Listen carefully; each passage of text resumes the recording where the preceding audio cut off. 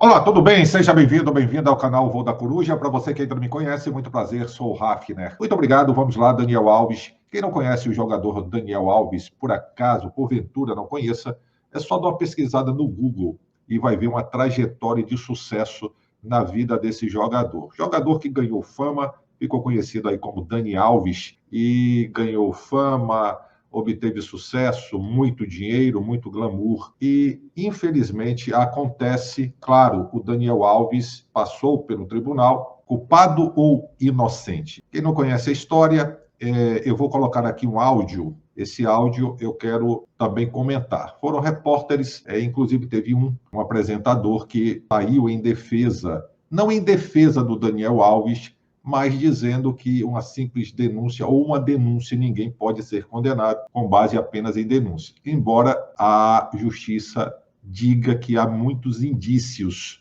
em desfavor do jogador Daniel Alves. E já temos o caso do Robinho, um caso extremamente lamentável, inclusive já condenado, e que veio aqui para o Brasil e, enfim, está naquela situação. Mas que, infelizmente, é um daqueles casos em que o jogador de futebol joga tudo para cima, acaba com a sua vida, com a sua carreira, com a sua reputação, acaba com a família, tudo por conta de baladas, de festinhas. Vamos lá, eu vou falar rapidinho sobre isso depois que eu colocar o áudio.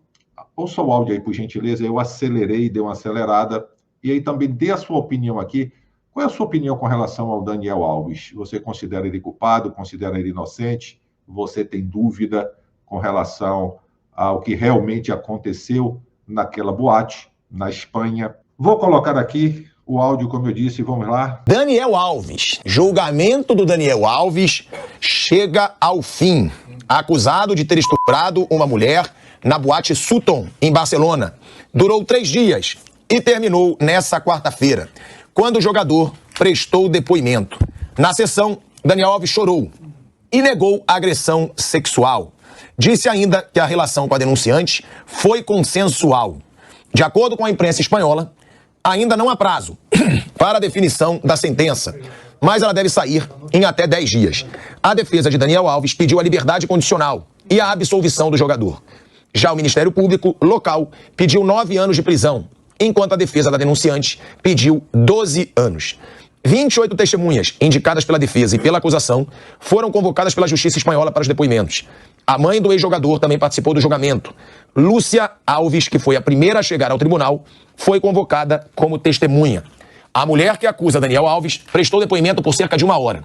Estava acompanhada de psicólogos e falou aos juízes na mesma sala em que o jogador estava, mas os dois não tiveram contato visual. A imprensa foi proibida de acompanhar o depoimento. A imprensa espanhola, com base em fontes judiciais, informou que a denunciante manteve sua versão original, a de que foi estuprada pelo ex-jogador. Uma amiga dela também foi ouvida na segunda-feira. Disse que Daniel Alves teve um comportamento agressivo e ejaculou dentro da denunciante. Também prestaram depoimento, no primeiro dia, uma amiga e uma prima da denunciante. Elas falaram na condição de testemunhas. As duas mulheres acusaram Daniel Alves de as apalpar na mesma noite em que a amiga delas denunciou o estupro. Já a defesa do Daniel Alves, ao responder a perguntas de sua advogada, o jogador chorou e afirmou que bebeu excessivamente na madrugada de 31 de dezembro de 2022. De acordo com o relato do jornal Marca, o brasileiro chorou bastante, a ponto de ter dificuldade para completar as frases. Daniel Alves afirmou ainda que não é um homem violento e que não forçou a denunciante a acompanhá-lo ao banheiro. Disse que mentiu na primeira versão, quando afirmou que não teve contato nenhum com a espanhola. A decisão seria para evitar que sua esposa soubesse. Ele era casado naquele momento. No depoimento, Daniel Alves afirmou que chegou às 2h30 da madrugada na boate e que havia mudado o camarote que ele deveria ocupar. O jogador declarou que dançou por um tempo com 2 mulheres e que depois convidou outras 3, entre elas a denunciante. Daniel disse que só soube pela imprensa que era acusado de estupro e que está praticamente arruinado, porque suas contas bancárias foram bloqueadas e ele perdeu contratos no Brasil.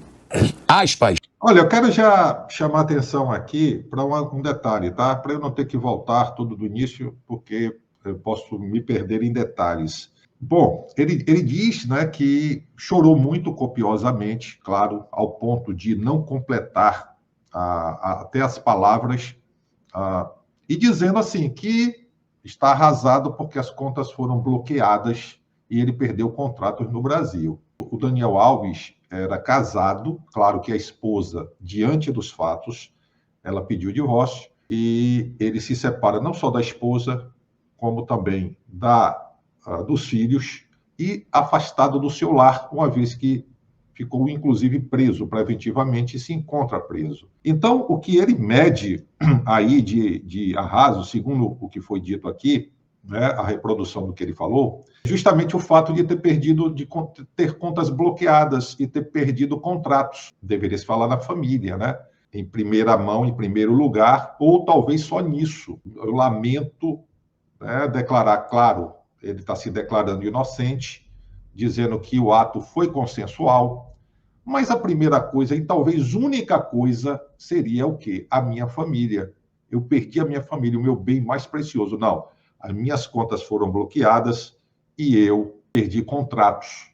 Sou um homem arrasado. É complicado. É a pessoa que tem uma visão materialista.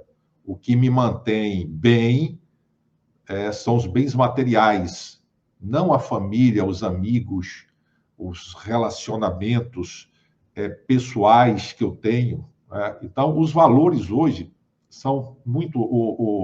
O Bauman, né, o Zygmunt Bauman, ele disse o seguinte, que vivemos em uma sociedade líquida. Então, as pessoas perderam o afeto, o amor, o respeito, aquela coisa de valorizar o outro. Não, geralmente na nossa sociedade, principalmente nos tempos modernos, nós temos pessoas que valorizam coisas.